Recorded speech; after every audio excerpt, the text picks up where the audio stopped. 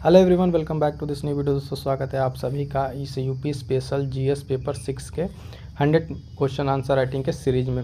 आज हम लोग का पेपर 6 है और इसमें आज हम डिस्कस करने वाले दो इंपॉर्टेंट क्वेश्चन, ठीक है, जिसमें आज क्वेश्चन नंबर 6 और क्वेश्चन नंबर 7 दो डिस्कस हो जाएगा। तो जो दोस्त नए उनको बता दें कि ये उत्तर प्रदेश स्पेशल का 100 मेंस आंसर राइटिंग का प्रोग्राम है। यहाँ पर हम लोग डिस्कस करने वाले हैं आज के दो प्रश्न। ये दो प्रश्न एक साथ आज डिस्कस करेंगे, ठीक है, ताकि थोड़ा सा और जल्दी आपका सिलेबस कंप्लीट हो। काफ़ी इंपॉर्टेंट ये पॉइंट है। पहला तो मानव संसाधन से रिलेटेड, अगर आप देख पा रहे होंगे यहाँ पे दो टॉपिक हमने यहाँ पे आपको पहले ही दिखा दिया है।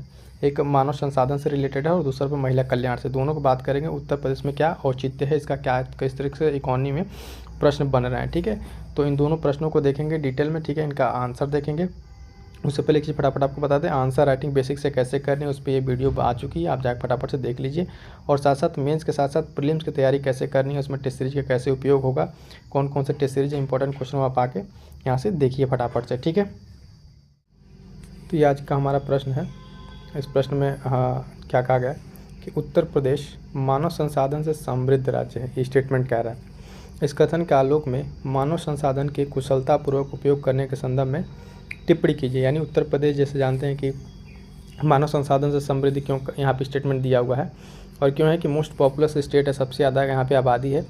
तो इस आबादी को किस तरीके से कुशलतापूर्वक मानव संसाधन में उपयोग किया जा सकता है उस पर टिप्पणी करनी है।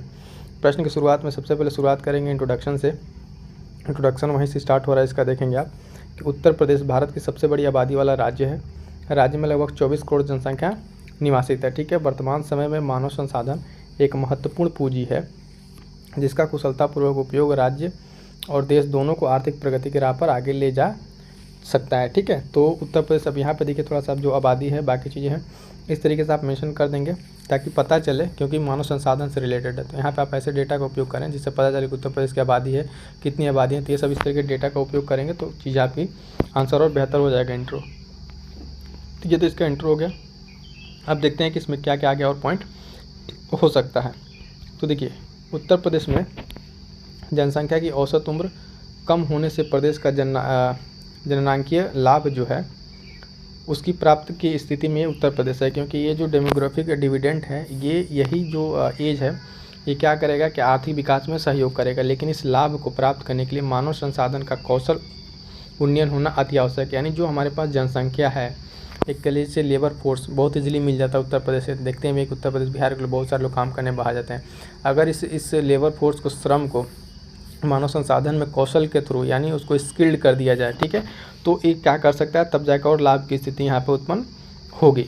उत्तर प्रदेश सरकार द्वारा, ठीक है, उत्तर प्रदेश कौशल विकास मिशन चलाया जा रहा है जो प्रदेश के समृद्ध मानव संसाधन को कुशलतापूर्वक उपयोग के लायक बनाएगा। इसमें हमने एक मानव कौशल विकास मिशन पे पहले हमने क्वेश्चन हम लोग कर चुके हैं कि किस तरीके से कौशल विकास मिशन उत्तर प्रदेश की इकोनॉमी को और उत्तर प्रदेश के जीडीपी को किस तरीके से इम्प्रूव करेगा। इसमें हमने क्वेश्चन कर चुके हैं। तो कौशल विकास के डिटेल वाली चीज़ें वहाँ पर जानेंगे। लेकिन यहाँ पे क्या है, सिर्फ हम देखते हैं कौशल विकास किस तरीके से ट्रांसफॉर्म करेगा। अगला पॉइंट है कि राज्य सरकार द्वारा कौशल विकास मिशन के अतिरिक्त अन्य बहुत सारी योजनाएं चलाई जा रही है जो इस कार्य में सहायक होंगी। तो कौन कौन सी और योजनाएं हैं जिससे कि इसे हम यहाँ पे मानव संसाधन को और विकसित बना सकते हैं। तो इसमें पहला एक उत्तर प्रदेश, देखें एक पॉइंट यहाँ पे कि उत्तर प्रदेश मुख्यमंत्री ग्रामोद्योग रोजगार योजना, उत्तर प्रदेश लोक कल्याण मित्र योजना, अभ्युदय योजना, गोपाल डेयरी है ना योजना, युवा संगम पोर्टल, मुख्यमंत्री स्वरोजगार योजना। इस तरह की योजनाओं को अगर आप चाहते तो इस तरीके से आप एक बॉक्स बनाते और इस तरीके से बना कर रिप्रेजेंट कर देते तो रिप्रेजेंटेशन आपका और अच्छा हो जाता, ठीक है। फिलहाल आपको हमने सारी चीज़ें आंसर राइटिंग वाले सेशन में बता दी है किस तरीके से आंसर को रिप्रेजेंट करना है। तो डिफरेंट करेगा पर्सन टू पर्सन कैसे आप रिप्रेजेंट करते हैं। यहाँ पर हम आपको सारी चीज़ों को आंसर क्वेश्चन के फॉर्मेट में बता रहे हैं। तो देखिए, युवा संगम पोर्टल, मुख्यमंत्री रोजगार स्वरोजगार योजना, पूर्व दशमोत्तर और दशमोत्तर छात्रवृत्ति योजना, अटल आवासीय विद्यालय, मुख्यमंत्री शिक्षुता प्रशिक्षण योजना। तो इस तरीके से स्कीम जो भी आती है उसको कैसे पढ़ना है, कहाँ यूज करना है, तो यहाँ भी आप इस क्वेश्चन के माध्यम से समझ सकते हैं। वर्तमान में अगर बात करें उत्तर प्रदेश में देखें तो 305 राजकीय औद्योगिक प्रशिक्षण संस्थान संचालित हो रहे हैं जिनमें विभिन्न व्यवसाय की कक्षाएँ चल रही हैं। अगला पॉइंट कि प्रदेश के विभिन्न राजकीय औद्योगिक प्रशिक्षण संस्थानों में से 47 महिला, ठीक है, महिलाओं के प्रशिक्षण हेतु महिला शाखा संचालित की जा रही हैं। तो ये सब किस लिए बताया जा रहा है कि यहाँ से क्या हो सकता है कि कौशल विकास में क्या होगा, बढ़ावा मिलेगा। प्रदेश में 2500 से अधिक निजी औद्योगिक प्रशिक्षण संस्थान संचालित हैं। तो ये तो हो गया हमारे पूरे क्वेश्चन का एक बॉडी जिसमें हमने बताया, यहाँ से क्वेश्चन हमारा स्टार्ट हुआ। सबसे पहले हमने परिचय दिया क्वेश्चन का, ठीक है, किस तरीके से है, और उत्तर प्रदेश सरकार किस तरीके से इस जनसांख्यिकी लाभ को प्राप्त करने के लिए क्या क्या प्रयोग कर रही है, क्या क्या स्कीम चला रही है, उन सारे स्कीम के बारे में बताया। अब फाइनली देखते हैं क्या इसका हम लोग कंक्लूजन, ठीक है। कंक्लूजन में क्या होगा, अंततः कहा जा सकता है कि प्रदेश सरकार अपनी कार्यशील आबादी को कौशल संपन्न बनाकर वर्तमान बढ़त का लाभ लेने के लिए अग्रसर है। वर्तमान सरकारों ने इस दिशा में महत्वपूर्ण रूप से कार्य किया। अब देखिए, ये भले सारी चीज़ योजनाएं आपको ग्राउंड लेवल पर दिखे ना दिखे, लेकिन आप कंक्लूजन लिखते समय एक पॉजिटिव नोट पे ख़त्म करें। बार बार हम कहते हैं आशावादी, जैसे कि वर्तमान सरकार इस दिशा में महत्वपूर्ण रूप से कार्य किया है। भले चीज़ें ना इम्प्लीमेंट हो पा रही वो अलग की बात है, लेकिन प्रयास किया गया। इस प्रयास को दिखाएंगे और दिखाएंगे कि हम आगे चल के इस चीज़ को अचीव कर लेंगे, ठीक है। तो ये कंप्लीट हमारा पे यहाँ पे एक क्वेश्चन कंप्लीट होता है। देखते हैं अगले क्वेश्चन की तरफ। अगला क्वेश्चन हमारा कि महिलाओं के कल्याण हेतु उत्तर प्रदेश सरकार द्वारा चलाई जा रही प्रमुख योजनाओं का आलोचनात्मक परीक्षण कीजिए, ठीक है। यानी उत्तर प्रदेश सरकार जो है महिलाओं को लेकर किस तरीके की स्कीम चला रही है उस पर हमको बात करनी है। तो दोनों क्वेश्चन आज हमारे कंप्लीट हो जाएंगे। इस क्वेश्चन के बारे में देखते हैं। तो इसका आंसर में स्टार्ट करेंगे। आंसर में कि राज्य की जनता के कल्याण और सशक्तिकरण हेतु सरकारें सदैव प्रयासरत रहती हैं। इस क्रम में महिला कल्याण हेतु उत्तर प्रदेश सरकार द्वारा विभिन्न योजनाओं का संचालन किया जा रहा है या कर रही है। उत्तर प्रदेश सरकार द्वारा महिला कल्याण हेतु प्रमुख योजनाएं कौन कौन सी हैं, दो चार योजनाओं को पहले यहाँ बताएंगे, फिर योजनाओं के बारे में डिटेल में बताएंगे। महिला कल्याण हेतु प्रमुख योजनाएं कौन कौन सी है, तो सारी प्रमुख योजनाएं, इसको आप ऐसे ही बना सकते थे। यहाँ पे योजना लिखते और ऐसे एरो बना के दो चार ऐसे मेंशन कर देते तो आपका रिप्रेजेंटेशन और अच्छा हो जाता था। देखिए, कन्या सुमंगला योजना, उत्तर प्रदेश भाग्य लक्ष्मी योजना, बेटी बचाओ बेटी पढ़ाओ योजना, है ना, लाडली लक्ष्मी योजना, वृद्धा अवस्था पेंशन योजना, विधवा पेंशन। इसमें वही सारी योजनाओं को हमें लिखना है जो महिलाओं से रिलेटेड है, ठीक है। अब एक एक करके यहाँ पे देखेंगे क्या क्या है और इसमें इंपॉर्टेंट चीज़ें हैं। तो देखिए, उपयुक्त योजनाओं के अतिरिक्त रानी लक्ष्मीबाई महिला एवं बाल सम्मान कोष, आंगनबाड़ी कार्यकर्ताओं के सहायिकाओं के लिए आयुष्मान भारत, ठीक है, उसके अंतर्गत स्वास्थ्य बीमा, राष्ट्रीय पोषण अभियान, मातृत्व शिशु एवं बालिका मदद योजना के माध्यम से उत्तर प्रदेश सरकार सतत रूप से महिला विकास और सशक्तिकरण के लिए प्रयासरत है। ये सब चीज़ें किन के लिए चलाया जा रहा है, महिलाओं के लिए चलाया जा रहा है।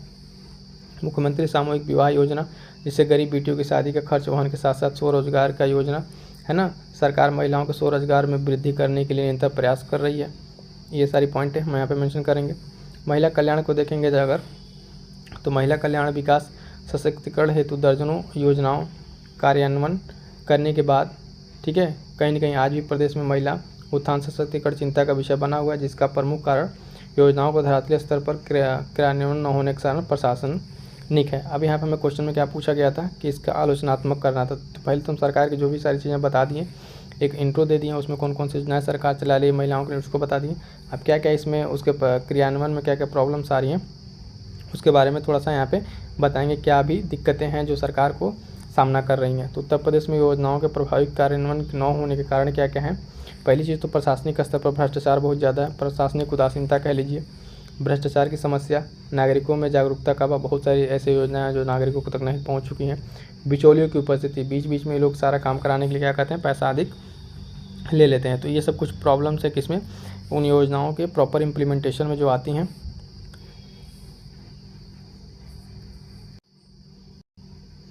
और कुछ क्या पॉइंट है, पर्याप्त कोष की अनुपलब्धता, यानी प्रॉपर क्या कहते हैं बजटिंग की प्रॉब्लम है। ऐसे विभिन्न कारण हैं जिनके फलस्वरूप तमाम महिला विकास योजनाओं के संचालन के बावजूद प्रदेश की महिला उत्थान व विकास अत्यंत धीमा है, जिससे आबादी जो आधी आबादी है प्रदेश की वो विकास और समृद्धि में प्रभावी योगदान करने में असमर्थ प्रतीत होती है। तो ये क्या होगा, यहाँ पे किस तरीके से क्रिटिकली यहाँ पे एनालाइज करके चीज़ों को बताया जा रहा है कि हाँ ठीक है, सरकार बहुत सारी योजनाएँ लाई हैं, चला रही हैं, लेकिन उसका प्रॉपर इम्प्लीमेंटेशन में क्या क्या प्रॉब्लम्स आ रही हैं। अब देखेंगे कि इसके लिए क्या सुझाव हो सकता है। तो CBT यानी जो है कैश बेनिफिट ट्रांसफ़र के माध्यम से इसका लाभ हस्तांतरण कीजिए, भ्रष्टाचार निवारण उपाय बनाइए, प्रशासनिक सुधार के लिए विभिन्न कार्यों द्वारा प्रदेश सरकार इस दिशा में कार्य कर रही है, जिससे कि महत्वपूर्ण योजनाओं का लाभ महिला लाभार्थियों तक पहुँच सके, उनके सशक्तिकरण तथा विकास की तीव्रता से और आगे बढ़ाया जा सके। ठीक है, तो ये सारी पॉइंट्स हैं कि इनमें जो भी जहाँ ट्रांसफ़र पैसे की बात आ रही है उसको डायरेक्ट आप बेनिफिट ट्रांसफ़र के माध्यम से कीजिए, CBT कीजिए, ठीक है, कैश बेनिफिट ट्रांसफ़र के माध्यम से कीजिए। तो ये सब सारी क्या होगा, इस क्वेश्चन का हमारे यहाँ पे क्या होगा, डिटेल यहाँ पे क्या हो गया कि ये भी क्वेश्चन हमारा आज का कंप्लीट हो गया। ठीक है।